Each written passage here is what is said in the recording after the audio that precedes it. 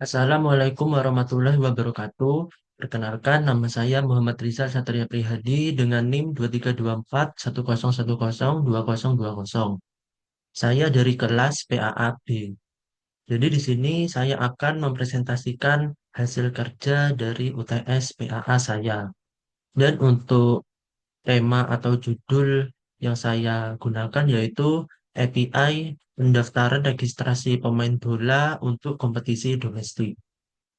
Jadi pertama-tama di sini saya akan menunjukkan database yang saya gunakan. Di sini saya menggunakan PostgreSQL dan bisa dilihat di sini pertama saya membuat tabel pengguna, peran pengguna dan juga peran. Yang dimana ini gunanya untuk login ke dalam aplikasi yang saya buat. Dan untuk penggunanya sendiri, saya sudah men-setting ada dua pengguna, yaitu ada manajer dan juga ada administrator liga. Lalu yang di bawah ini ada tabel pemain dan juga klub. Yang di mana ini nanti untuk melakukan CRUD dari aplikasi saya. Mungkin akan saya lanjutkan ke codingannya. Oke, yang pertama-tama kita mulai dari app setting.json dulu. Nah, jadi di sini gunanya dari app setting.json, yang pertama ini ada connection string. Nah, di mana ini untuk menyimpan string koneksi ke database PostgreSQL. Dan di sini ada eh, variabel koneksi yang di mana ini untuk eh, memanggil string koneksi ke PostgreSQL-nya. Di sini ada host sama dengan localhost, nama dari koneksi database yang ada di laptop saya atau di lokal dari laptop saya. Lalu di sini ada port 5432 ini merupakan port default dari PostgreSQL. Lalu juga ada di sini ada database sama dengan UTS underscore PAA. Nah, ini nama database yang saya gunakan yaitu UTS underscore PAA dan juga di sini ada username yang digunakan untuk login ke PostgreSQL-nya yang dimana username saya itu Postgres dan untuk passwordnya sendiri ini untuk password untuk masuk ke atau login ke PostgreSQL-nya. Yang dimana passwordnya PostgreSQL saya bernama Lord Suram. Lalu di sini ada JWT, yang dimana ini untuk menyimpan konfigurasi terkait JSON Web Token-nya itu. Yang di dalamnya ini ada variabel key, yang dimana ini merupakan secret key atau kunci rahasia yang digunakan untuk menandatangani atau mensign dari JWT-nya tersebut agar tokennya itu tidak bisa dipalsukan. Nah, di sini untuk kunci rahasianya ini sebenarnya bebas, bisa kita rubah-rubah. Di sini saya menggunakan kunci rahasianya seperti ini, dan untuk panjang dari karakternya sendiri ini ada minimalnya, kalau tidak salah minimalnya sebanyak 32 karakter. Lalu di sini ada allowed host dan ada bintang yang dimana ini artinya semua host itu diperbolehkan untuk mengakses aplikasi ini. Jadi aplikasi ini tuh bisa diakses dari domain ataupun host mana saja. Oke, berikutnya kita lanjut ke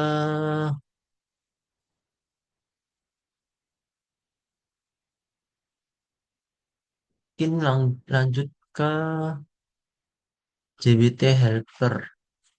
Dan di sini saya membuat folder helpers dan ada kelas JWT helper.js yang digunakan untuk eh, menghubungkan ke JWT-nya itu.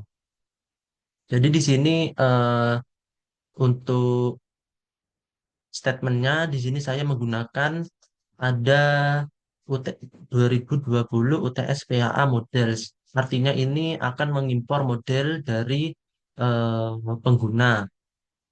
Lalu juga ada Microsoft.Identity Model Tokens, yang dimana ini untuk namespace membuat token JWT dan juga menghandle proses enkripsinya. Lalu juga ada identity model tokens.jwt yang di mana ini untuk membuat dan juga membaca JWT. Lalu ada sistem security claim yang di mana ini untuk menyimpan informasi user ke dalam tokennya, dan juga ada sistem .text yang digunakan untuk mengubah string key menjadi array byte. Oke, lanjut. Di sini ada kelas JWT helper dan juga ada konstruktornya. Yang di mana JWT helper kelas ini dibuat sebagai helper untuk mengenerate token, dan juga di sini ada iConfiguration underscore config. Yang di mana ini untuk membaca nilai dari appsetting.json yang bagian JWT key-nya tadi. Lalu di sini ada metode generate token pengguna. Generate token dengan parameter pengguna. Yang di mana ini metode yang digunakan untuk menerima objek pengguna dan mengembalikan dalam bentuk string token JWT. Lalu di sini juga ada token handler yang di mana ini kelas bawaan untuk membuat dan juga mengatur token. Lalu juga di sini ada key yang di mana key ini untuk mengambil nilai dari konfigurasi yang ada di app settings.json tadi dan mengubahnya menjadi byte array karena JWT itu butuh byte untuk signing kredensialnya. Lalu juga di sini ada token descriptor yang di mana token descriptor ini berguna untuk menyisipkan informasi user ke dalam token claim. Yang di mana di sini ada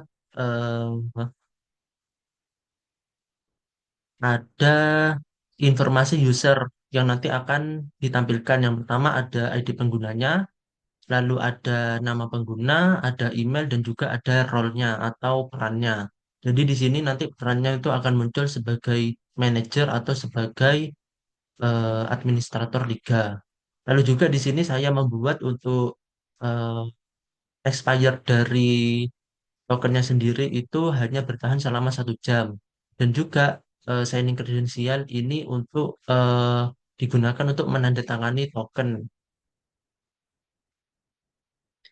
Lalu untuk token handlernya sendiri nanti eh, create token ini gunakan untuk membuat token berdasarkan deskriptornya tadi, dan write token ini untuk mengubah token ke bentuk string.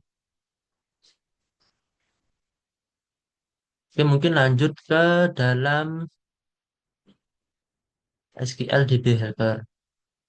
Nah, di sini saya menggunakan library NPG SQL yang di mana ini untuk berkomunikasi dengan PostgreSQL-nya. Nah, untuk di sini ada kelas SQL DB Helper untuk mengelola koneksi database PostgreSQL. Lalu juga di sini ada connection yang di mana ini objek koneksi yang digunakan untuk query-nya, dan juga di sini ada underscore underscore const tr, ini artinya connection string. Nah, ini untuk menyimpan string koneksi dari appsetting.json-nya tadi. Lalu di sini ada konstruktor SQL DB helper dengan parameter string tconst.tr. Nah, di sini akan menerima parameter tconst.tr yang biasanya itu dari configuration.get connection string atau dari koneksi yang ada di appsetting.json. Lalu menyimpan ke dalam field underscore underscore const.tr ini. Lalu membuat objek npg SQL connection dengan string tersebut. Lalu di sini juga ada metode get npg SQL comment, dan di mana ini gunanya untuk membuka koneksi ke database. Jadi connection open ini artinya koneksinya itu aktif atau terbuka, dan comment text ini artinya query SQL yang diberikan, dan juga comment type the text ini menunjukkan bahwa query SQL ini query SQL biasa. Lalu di sini juga ada metode close connection yang digunakan untuk menutup koneksi database secara manual setelah selesai digunakan. Oke, lanjut ke folder models. Jadi di sini saya juga membuat folder models Yang pertama di sini ada kelas klub, yang dimana kelas klub ini untuk mempresentasikan data klub sepak bola tersebut. Jadi di sini di dalam kelas klub sendiri ini ada properti, yang dimana propertinya itu ada properti ID klub dengan tipe data integer, yang dimana ini akan menjadi primary key dari eh, klub ini. Dan juga ada properti nama dengan tipe data string, dan juga ada properti negara dengan tipe data string. Oke, mungkin lanjut ke klub konteks. Nah, di klub konteks sendiri ini, pertama ini di dalam kelas klub konteks ada yang namanya private string underscore underscore const tr. Nah, ini digunakan untuk menyimpan string koneksi ke database. Dan juga untuk underscore underscore error MSKG ini digunakan untuk menyimpan pesan error jika terjadi masalah saat berinteraksi dengan database. Atau bisa disebut ini sebagai error handlingnya. Lalu di sini ada konstruktor klub konteks string dengan parameter string POBS, yang di mana ini menjadi konstruktor yang menginisialisasi objek klub konteks dengan string koneksi database POBS. Lalu di sini ada metode list club, yang di mana eh, list club list sama dengan new list club di sini untuk mengembalikan list dari objek club yang diambil dari database dan disimpan ke dalam list ini. Lalu di sini ada string query at select all from club. Jadi di sini ini merupakan SQL query untuk mengambil semua data dari tabel club. Dan untuk SQL DB helper DB sama dengan new SQL DB helper discount TR. Nah, di sini itu membuat objek SQL DB helper untuk membuka koneksi ke database dengan string koneksi yang disediakan.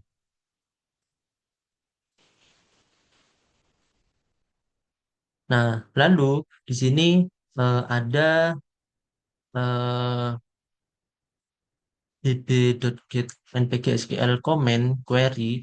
Nah, di sini gunanya untuk mendapatkan objek npk SQL comment untuk menjalankan query-nya tersebut. Lalu juga ada cmd execute reader. Nah, di sini gunanya untuk mengeksekusi query dan mengambil data dalam bentuk npk SQL data reader. Nah, lalu di sini ada while reader dot read yang digunakan untuk melakukan looping untuk membaca setiap baris data yang dikembalikan dari query. Lalu ini ada new club yang dimana akan membuat objek club baru untuk setiap baris yang dibaca. Yang dimana di sini untuk propertinya ada ID club, integer, parse reader ID club, to string. Di sini berarti mengonversi nilai kolom ID club ke tipe data integer. Lalu juga ini ada nama dan juga negara. Jadi akan mengambil nilai kolom nama dan negara sebagai string. Oke, dan di sini ada CMD disperse dan DB close connection yang digunakan untuk menutup koneksi database setelah query itu selesai. Nah, setelah eh, semuanya itu, tapi jika terjadi kesalahan dalam proses ini itu nanti akan ada error handlingnya, yaitu catch exception X, yang dimana ini akan menangkap error dan akan menyimpannya ke dalam underscore underscore error MSIG ini. Dan nanti akan mengembalikan data dalam bentuk list.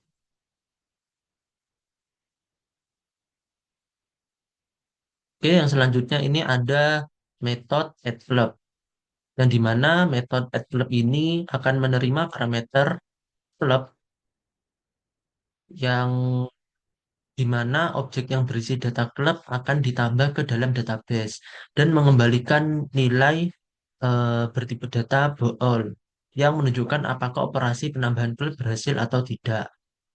Nah, di sini ada query-nya juga. Jadi di sini menggunakan insert karena kita menambah, yang dimana di sini hanya nambahkan nama dan juga negaranya karena untuk ID-nya sendiri itu sudah auto increment.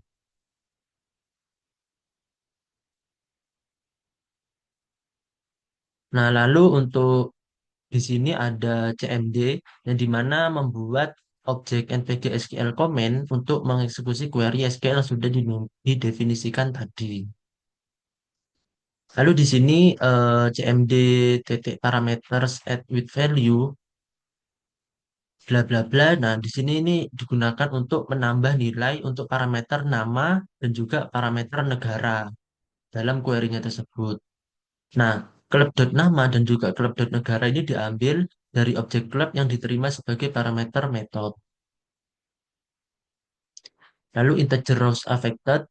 Nah, ini digunakan untuk execute on query ini untuk mengeksekusi query insert ke dalam database-nya. Nah, ini biasanya digunakan untuk insert, update, dan juga delete.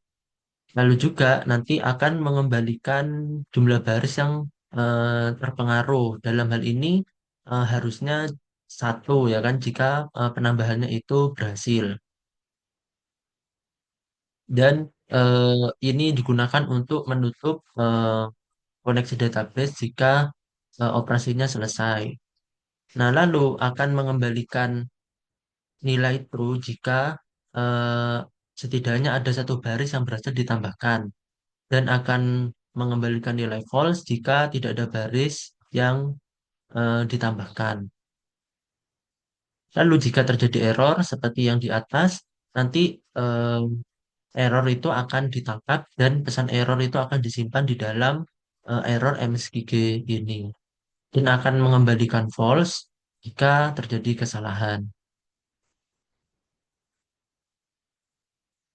Nah, untuk yang update-nya sendiri sama seperti yang di atas, jadi di sini akan menerima sebuah objek club yang berisi data club baru yang ingin diperbarui. Nah, untuk query-nya sendiri itu seperti ini, update club set nama, lalu ada negara dan juga yang di mana ID clubnya itu harus sama. Nah, jadi eh, di sini juga sama sebenarnya. Jadi yang rubah nilainya itu ada nama, negara, dan juga ID klubnya sendiri. Bisa diperbarui. Nah, untuk gunanya execute non query juga sama seperti yang di atas. Jadi untuk mengembalikan jumlah baris yang terpengaruh.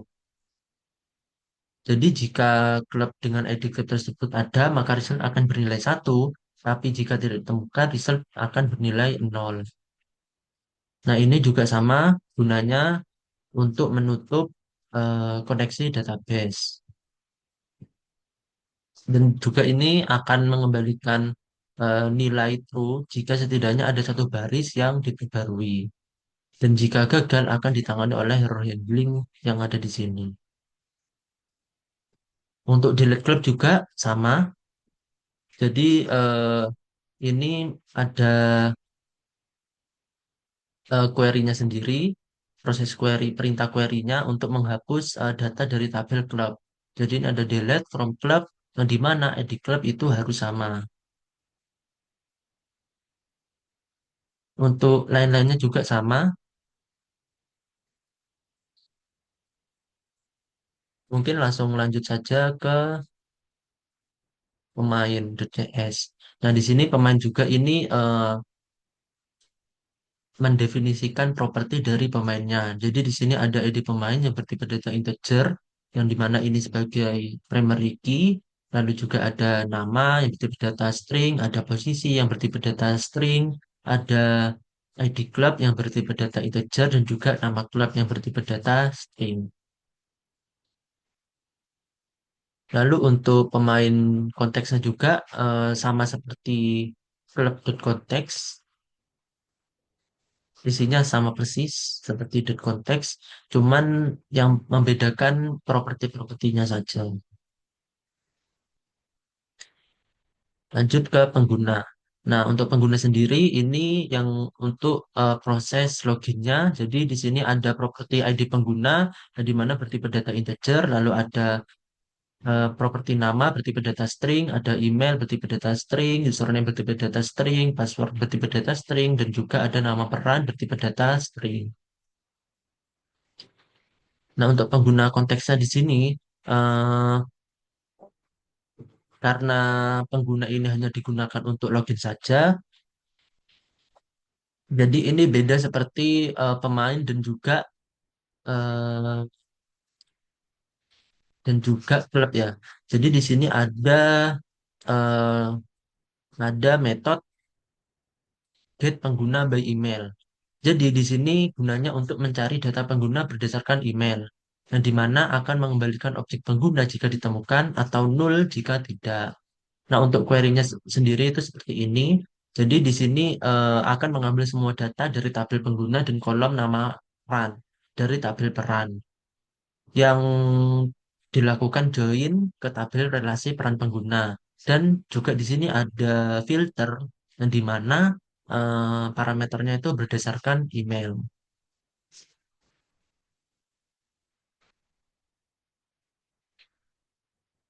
Dan untuk lainnya ini sama seperti tabel, maksud saya sama seperti pemain konteks dan juga klub konteks juga ya, kurang lebih sama seperti ini. Dan juga di sini juga saya sudah buatkan error handlingnya jika terjadi error. Nah, yang terakhir di sini ada login.cs. Yang di mana login.cs ini untuk properti loginnya sendiri, yang di mana di sini membutuhkan email yang bertipe data string dan juga password yang bertipe data string. Lalu kita masuk ke dalam controller. Di sini saya membuat folder controllers yang dimana untuk mengatur dari endpoint API-nya itu sendiri. Yang pertama di sini ada out controller, yang dimana out controller ini di sini saya menggunakan root eh, controller, yang dimana ini mengatur root endpoint menjadi otomatis dari nama controllernya. Nah, di sini kan saya menamakan out ya, jadi ini akan otomatis menjadi out. Lalu untuk API controller sendiri ini akan memberikan fitur otomatis seperti validasi model dan juga rutinnya. Dan di sini saya menginheritance eh, dari controller base, yang dimana ini digunakan untuk REST API tanpa UI. Jadi di sini yang pertama ada const.tr digunakan untuk menyimpan connection string dari file app.setting.json. Lalu di sini ada config yang digunakan untuk menyimpan instance dari iConfiguration ini untuk membaca konfigurasi dari JWT key. Lalu juga ini di sini saya membuat konstruktor dan mengambil dari parameter config. Lalu di sini juga menyimpan connection string dari key koneksi dan juga iConfiguration itu sendiri untuk keperluan seperti JWT key. Nah, kemudian di sini ada HTTP post login, yang dimana ini menandakan bahwa HTTP post ini em, menggunakan endpoint dengan rute post out yang dari sini tadi dan juga login. Nah, untuk parameternya sendiri di sini jadi eh, akan menerima objek dari body JSON yang akan diserialisasi menjadi objek login. Nah, login sendiri itu merupakan kelas yang eh, berisi yang sudah disebutkan saya sebelumnya, ada email dan juga password.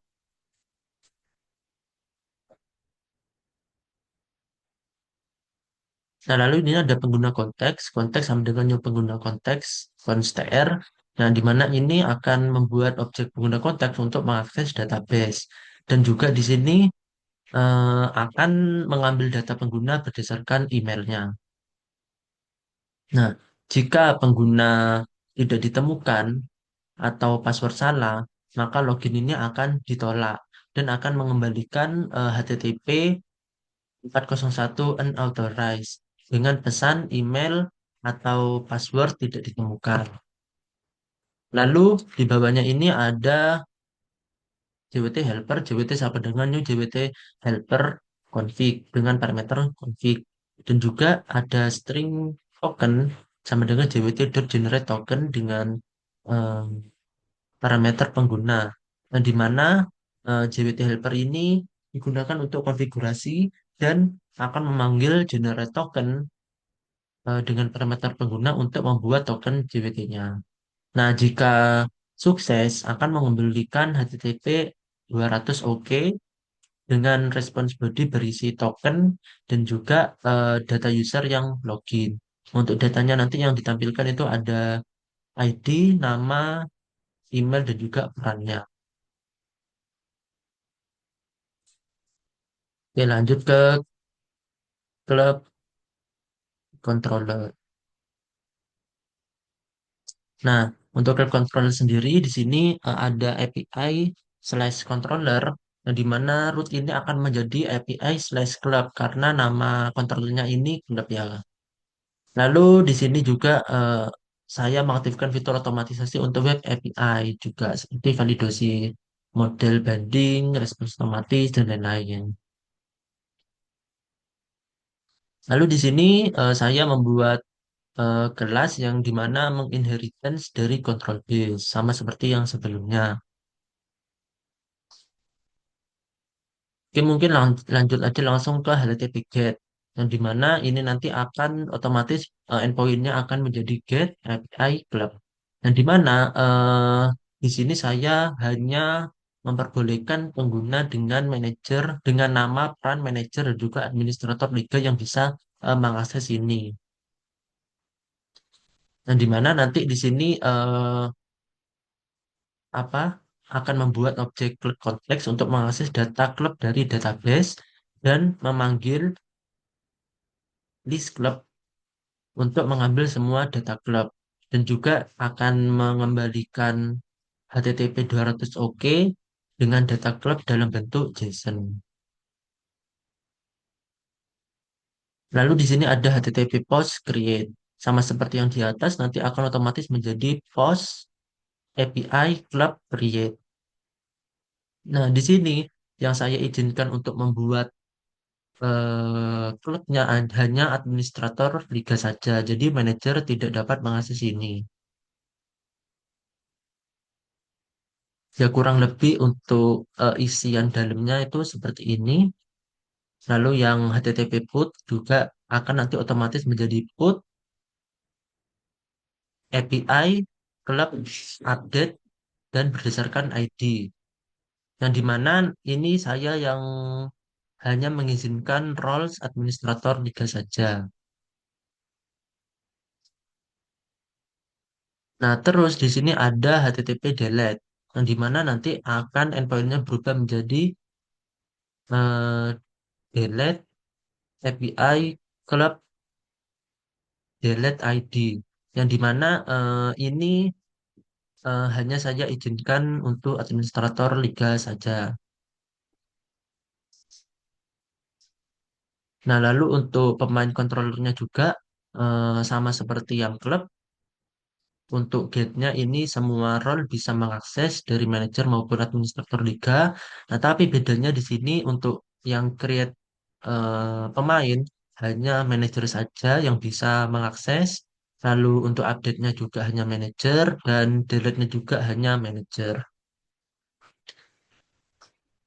Nah, kita lanjut yang terakhir ada program.cs.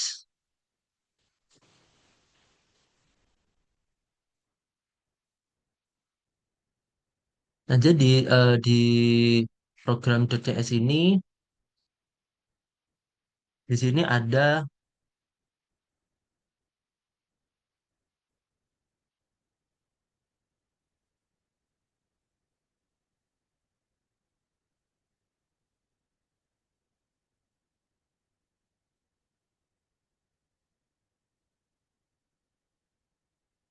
ada builder service add controller.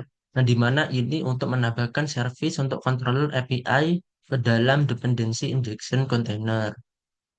Lalu di sini ada builder service add endpoint API Explorer dan juga builder service add Swagger, gain option dan bla bla bla lainnya di bawah. Nah, jadi di sini gunanya untuk menambahkan konfigurasi untuk Swagger, yang dimana di sini saya menggunakan judul Premier League Squad Registration dengan versi V1. Nah, juga menambahkan definisi keamanan untuk JWT Bearer tokennya di Swagger agar developer atau pengguna API ini dapat menambahkan token untuk autentikasi melalui Swagger UI.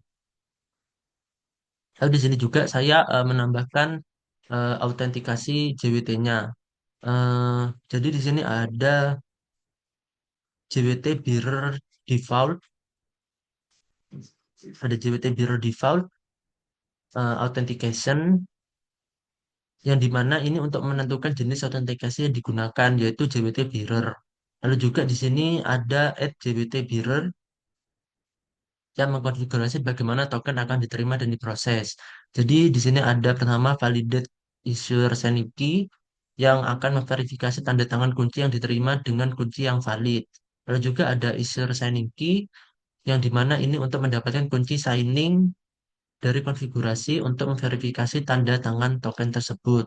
Lalu ada validate issuer yang dimana dan juga validate audience yang dimana ini untuk mengabaikan validasi untuk issuer dan juga audience. Dan juga di sini ada validate time, lifetime yang digunakan untuk memastikan token yang kadaluarsa itu tidak akan diterima. Lalu ada var app builder build yang digunakan untuk membangun objek app yang mempresentasikan aplikasi ini. Lalu juga di sini eh, ada use Swagger di mana untuk mengaktifkan endpoint untuk menghasilkan file Open API dan juga Swagger UI untuk menyediakan UI untuk melihat dan berinteraksi dengan API secara langsung. Mungkin langsung saja ke Swaggernya saja ya. Nah, untuk Swaggernya sendiri itu seperti ini. Jadi yang pertama-tama di sini kita harus login dulu. Misalkan ini saya login dengan administrator Liga dulu mungkin menambahkan untuk menambahkan klubnya. Jadi di sini saya sudah men-settingnya dengan nama dengan email rizal25@gmail.com. Lalu untuk kata sandinya sendiri ini ada admin 99.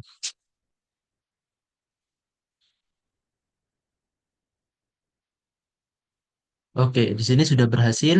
Jadi ini ada token, lalu ada ID-nya 2, namanya Rizal Prihadi, emailnya ini, dan juga perannya sebagai administrator 3. Nah, di sini kita tinggal copy saja untuk tokennya, dan kita masukkan ke sini, authorize. Nah, otomatis nanti ini akan eh, ada icon gemboknya ya. Nah, kan untuk administrator tadi bisa melihat untuk klubnya. Kita coba. Nah, ini berhasil.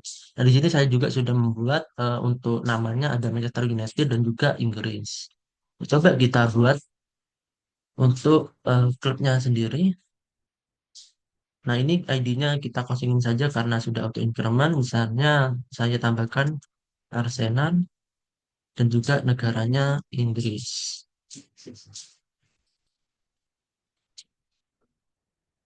Nah, di sini berhasil, data klub berhasil ditambahkan. Ini ada Arsenal dan juga Inggris. Mungkin kita lihat di sini. Nah, di sini eh, dapat kita lihat ada ID klub 2, nama Arsenal dan juga negaranya Inggris. Oke, lanjut ke update klub. Misalnya nih, yang tadi Arsenal nih, mau aku update. Jadi kita masukkan ID-nya ini, ID-nya tadi 2, lalu di sini kita masukkan ID-nya tetap 2, lalu namanya saya ganti Arsenal FC, dan untuk negaranya tetap Inggris. Jadi yang berubah namanya, kita execute. Nah, data klub berhasil diperbarui. Nah, coba kita lihat di sini. Nah, sudah diperbarui ya, namanya menjadi Arsenal FC. Oke, lanjut ke delete. Nah, misal nih, tadi misalnya Arsenal terdegradasi. Jadi Arsenal sudah tidak bisa mengikuti kompetisi domestik di Premier League. Jadi akan saya delete dari eh, registrasi klub. Saya tulis ID-nya tadi kan nomor 2. Execute. Data klub berhasil dihapus. Coba kita lihat sekarang. Kita execute. Nah, sudah hilang, sudah terhapus. Oke. Nah, untuk yang pemain di sini, administrator liga hanya dapat melihat daftar pemainnya saja, tapi tidak dapat menambah ataupun dan juga mendelete pemain. Nah, bisa dilihat di sini, bisa dilihat ya. Lalu coba kita ke create pemain. Misalnya nih, ya namanya Gabriel, posisinya penyerang. Di klubnya satu, nama klubnya Manchester United. Kita execute. Nah, error forbidden. Nah, artinya eh, peran administrator liga ini tidak bisa untuk menambahkan pemain. Karena yang bisa menambahkan pemain hanya manajer saja. Coba kita update. Misalnya kita update ID nomor satu. Untuk ID-nya tetap satu. Namanya kita update menjadi eh, Joshua. Untuk posisinya back. Untuk ID klubnya ini satu. Dan untuk nama klubnya Manchester United. Coba. Nah, tidak bisa lagi karena emang administrator liga tidak bisa untuk mengakses. Coba kita delete pemain dengan ID nomor satu. Sama tidak bisa. Jadi untuk CRUD dari administrator liga sudah berhasil. Sekarang kita coba untuk administrator, maksud saya untuk bagian manajer. Jadi di sini untuk manajer sendiri namanya, nama emailnya itu ada Amorim 11. Yang dimana untuk passwordnya ada Glory MU1. Kita execute. Nah, berhasil. Jadi di sini ada tokennya, lalu ada ID-nya, ID 1, namanya Ruben Amorim, emailnya ini, dan juga perannya sebagai manajer. Kita copy tokennya, lalu kita masukkan ke sini, dan kita authorize. Oke. Oke, kita coba untuk manajer sendiri ini bisa ya untuk melihat klubnya. Kita lihat, nah bisa ini ya. Nah, lalu untuk meng-create klubnya ini tidak bisa. Coba ini seperti ini, kita execute. Nah, error forbidden, tidak bisa ya. Lalu coba kita update juga seperti ini sama. Nah, error forbidden, tidak bisa. Dan juga coba kita delete, error forbidden. Jadi di sini tidak akan ditambah apapun. Coba kita execute dan tetap hanya ada satu, Manchester United. Nah, untuk manajer itu hanya bisa melakukan CRUD untuk pemain. Jadi, coba kita execute pemainnya bisa muncul ini. Lalu coba kita tambah pemain untuk create pemain dengan nama misalnya eh Hoylun. Posisinya gelandang di klub satu, nama klubnya Manchester United. Execute. Nah, data pemain berhasil ditambahkan dengan ID pemain. Ini nanti auto increment ya dengan namanya Hawilun, posisinya gelandang, di klub satu dan nama klubnya Manchester United. Coba kita lihat apakah berhasil masuk. Ya, berhasil ditambahkan dengan ID-nya atau increment dengan ID 7 ya. Lalu coba kita update nih. Yang tadi ID-nya kan 7. Nah, kita untuk ID-nya tetap 7. Namanya kita ganti dari Hawilun menjadi eh, Ahmad dia. Oh, jangan. Mbappe. Namanya menjadi Mbappe. Yang di mana posisinya penyerang dengan ID klub 1 dan nama klubnya Manchester United. Oke. Nah, coba. Oke, data pemain berhasil diperbarui. Coba kita lihat. Nah, sudah berhasil diperbarui ya di pemain 7. Tetap namanya berhasil diganti Mbappe. Posisinya juga berhasil diganti penyerang. Oke.